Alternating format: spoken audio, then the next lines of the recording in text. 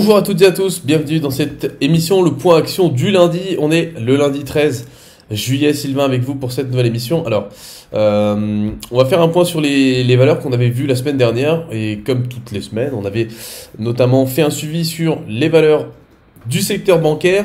BNP Paribas qui va toujours et qui se dirige toujours vers les 50 euros par action.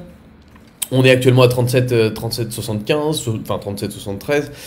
Il y avait un pullback sur 34,44 qui était extrêmement intéressant. On est en train de faire et de valider le rebond sur ce niveau-là. BNP Paribas, c'est une action que j'attends désormais aux alentours de 50 euros par action. Un petit peu comme Société Générale. Vous devez vous en rappeler, à mon avis, très fortement. Société Générale, très gros dossier, qu'on suivait d'ailleurs de façon assez attentive.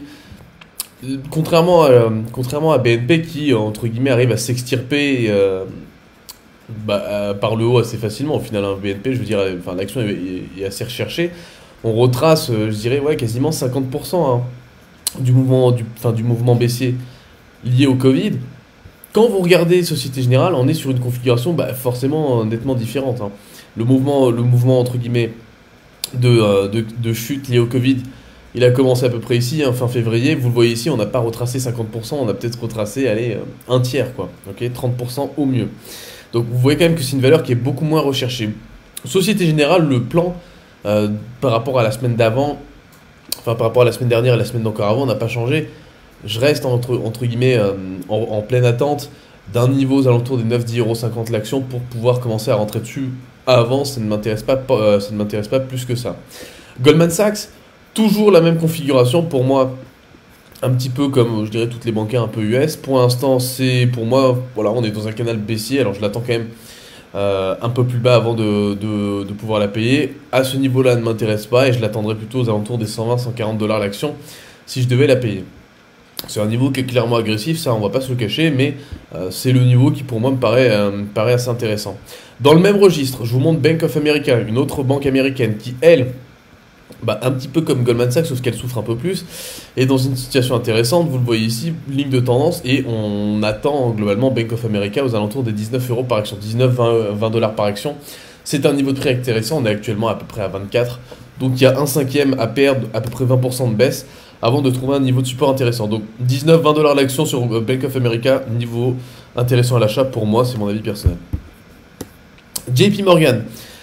Je vous mets le graphique en daily, c'est un canal descendant. Comme Goldman Sachs, JP Morgan c'était une valeur star en 2019, c'était une des valeurs les plus recherchées.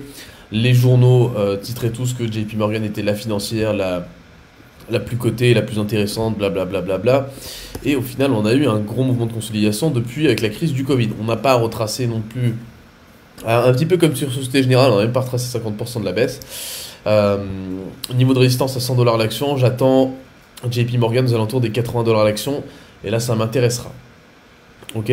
Jefferies, on en avait parlé la semaine dernière. Alors, très très intéressant, faut le mettre plutôt en mensuel. Oups. Plutôt mettre Jefferies en mensuel. La configuration sur Jefferies, qui est une banque d'affaires américaine, est toujours pareil. Biseau descendant, sortie généralement haussière.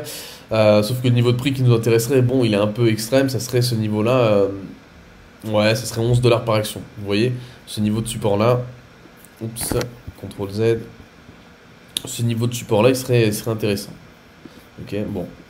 On est actuellement à 16 $ l'action, donc c'est pas forcément plus intéressant de commencer à le payer ici. Jefferies, je l'attendrai bien plus bas. Au niveau des actions, alors je vous fais un point sur les valeurs tech aussi, parce que je sais que d'habitude le lundi, on regarde uniquement les valeurs bancaires. Là, il faut absolument que je vous montre les valeurs tech parce qu'on arrive dans des situations où Tesla reprend 12% aujourd'hui. Je veux dire, c'est du jamais vu. 12% sur Tesla encore ce jour. Je veux dire, la hausse ne s'arrête jamais. Là, on est en train de prendre 12% sur Tesla. 1740 $ l'action sur Tesla. C'est du jamais vu. Si je vous montre Amazon, d'ailleurs, que j'ai pas dans mes valeurs tech, ce qui est assez fou. Amazon, 3300 $, pareil, 3% aujourd'hui, d'accord. Les valeurs tech en ce moment, hop, je vais même rajouter le FANG, l'indice FANG, Nice plus FANG, FNG, je vais prendre celui-là, je crois. Voilà. Si je vous montre l'indice FANG, qui représente Facebook, Amazon, Netflix, Google, on est sur, enfin, bon, tout ça, vous pouvez oublier, tout ça, c'est des anciens graphiques, c'est des anciens tracés, j'ai pas mis à jour. Je veux dire, voilà.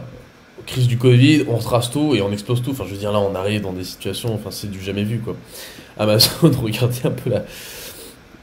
Je veux dire, le marché aussi, hein, enfin, je veux dire, il n'y a pas de souci, mais aussi à ce point dans l'histoire, dans l'histoire enfin, dans l'histoire d'Amazon, c'est rarement, enfin voilà, toujours eu des mouvements un peu, un minimum construits. Là, je vous rappelle qu'on est en hebdomadaire, vous voyez, les mouvements aussi sont souvent assez construits. Il y a des phases de hausse, des phases de baisse, des phases de hausse, des phases de baisse. Ça reste ok, ça reste correct. Là, un mouvement d'impulsion aussi fort, franchement, honnêtement, ça ne peut que se terminer d'une façon.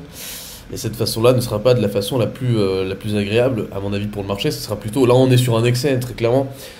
Pour ceux d'entre vous qui faisaient un peu de bourse depuis un petit moment, ça fait, enfin, ça ressemble carrément au Bitcoin pendant la bulle du Bitcoin, hein. C'est-à-dire que tous les jours, on a une explosion du marché, jusqu'à ce que, et après, bah, on a ce fameux marché qui vient corriger dans l'autre sens.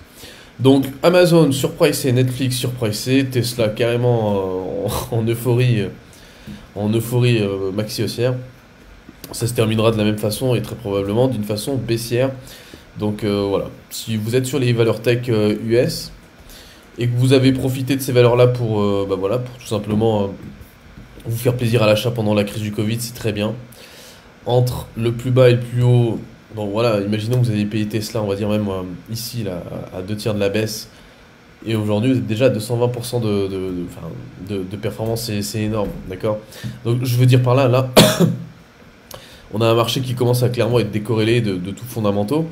Les banques centrales balancent de l'argent, ça c'est clair et net, cet argent est investi dans ces valeurs-là, il n'y a pas de problème, mais encore une fois, comme dans chaque bulle, c'est toujours le même mécanisme, hein, c'est euphorie haussière avant d'avoir une grosse consolidation. Vous le voyez, Google, c'est par exemple, c'est un mouvement qui est correct, je veux dire, c'est un mouvement qui construit, hausse, baisse alternée.